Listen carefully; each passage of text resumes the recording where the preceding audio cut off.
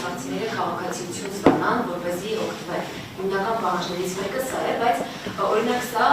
Արցախից բռնի տեղահանված քաղաքացու անձնագիր է, որի վրա գրված է Հայաստանի Հանրապետություն, իսկ սա մյուս անձնագիրն է, որը ևս գրված է Հայաստանի Հանրապետություն, երբ որ ուսումնասիրում ենք, այս երկու անձնագրերի միջև որևէ տարբերություն չկա։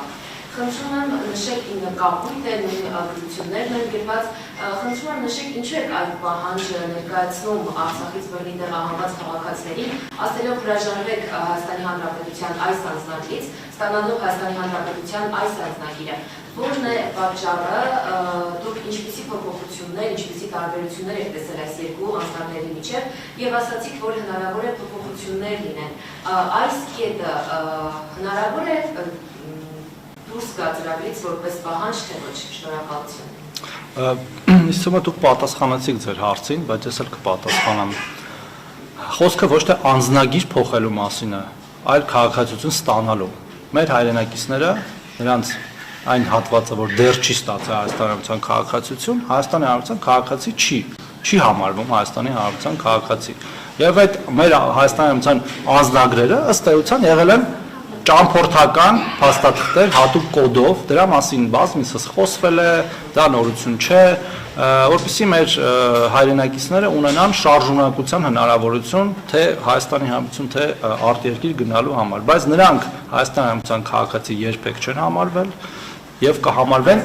թույլ տվեք մինչև վերջ պատասխանեմ։ Ես պատասխանեցի ձեզ հարցին, որ դա ըստ էության ճամփորդական փաստաթուղթ է եղել եւ նաեւ դրա համար կան իրավական հիմքեր եւ մեր գործընկերները ներքին գործերի նախարարությունից եւ անձնագրային մեր ծառայությունը բազմաթիվ անգամ դա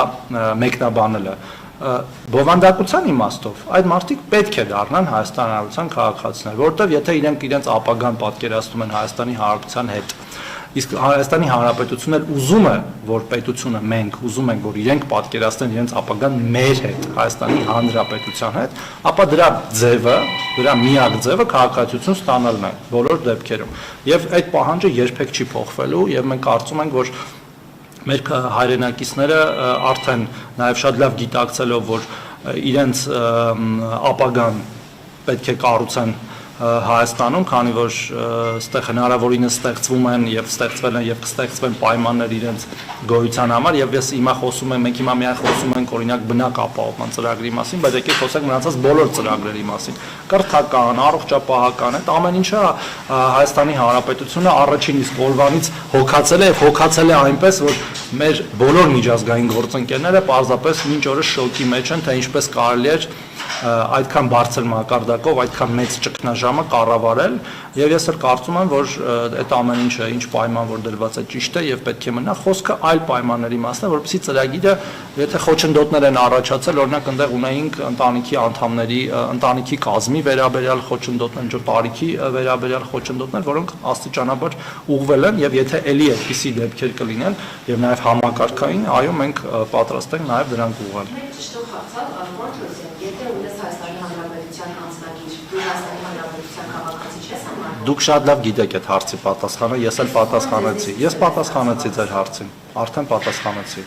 Թե դա ինչպես է տեղի ունեցել, պատասխանեցի, եթե դուք բավարարված չեք պատասխանից, դա ձեր խնդիրն է, շնորհակալություն։